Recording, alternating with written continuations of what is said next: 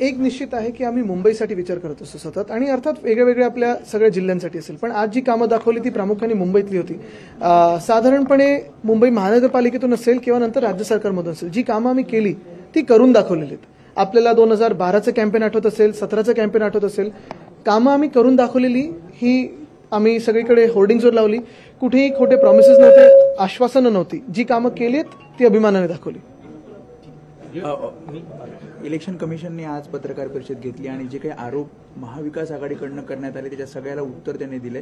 त्यांचं असं म्हणणं आहे की 67,000 व्हीव्हीपॅट आम्ही चेक केल्या, मात्र कुठेही विसंगती आढळली नाही. मग एकदा आम्हाला ईव्हीएम नुसतं काचेच्या बॉक्समध्ये नाही, सगळ्यांना एकदा बोलवा आणि दाखवा ना, जवळून दाखवा. आम्हाला जी काही आमच्या मनात शंका आहे, जे टेक्नॉलॉजिकली शंका आहे, ती दाखवा आम्हाला एकदा पूर्ण हे करून. आणि मग तुमच्याकडे जे ईव्हीएम्स बनतात किंवा बनवतात त्या कंपनीवर डायरेक्टर कोण आहेत ह्याचं पण एक सोक्षमोक्ष लागू द्या. त्यांचं असं म्हणणं आहे की ज्या बातम्या आल्या समोर त्या सगळ्या निराधार होत्या आणि सगळ्या शंकांचं नाही. एवढे निराधार असतील तर येऊन समोरासमोर चर्चा करा ना आमच्या बरोबर, जनतेत चर्चा करा.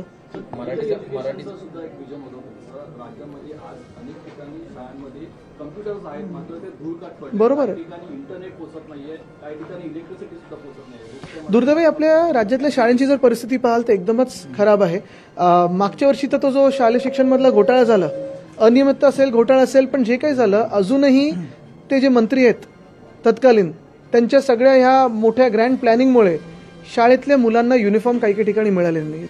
हे दुर्दैव. म्हणजे तुम्ही युनिफॉर्म पासून जर सुरुवात करत असाल बोलायला आणि चर्चा करायला आणि त्याच्यावर सगळं हे करायला, गोंधळ घालायला, तर मग पुढच्या शिक्षणाचं तरी काय. आज मनसेची बैठक झाली आणि मनसे आता आगामी महापालिका निवडणुकीच्या काळात कोणाशी तरी युती करेल अशा पद्धतीची चर्चा झाली. महायुतीतला त्यांचा प्रवेश शिंदेंमुळे रखडलेला होता, शिंदेंनीच त्यामध्ये खडे टाकले अशा सुद्धा चर्चा आहेत. कसं बघता आगामी महापालिका निवडणुकीकडे? नाही, मी तरी बघत नाही त्यांच्याकडे, मी आपल्या कामाकडे बघत असतो. एक प्रश्न आहे, निवडणुकीची तयारी सुरू आहे, आढावा बैठका सुरू आहेत, मात्र काही माजी नगरसेवक भाजपमध्ये शिंदे गटामध्ये प्रवेश करताना पाहायला मिळतात. काय बघा, तुम्हाला सांगू, गेल्या 2.5 वर्षात देखील आणि आता पण आम्ही कोणालाही थांबवण्याचा प्रयत्न केला नाही ना करणार.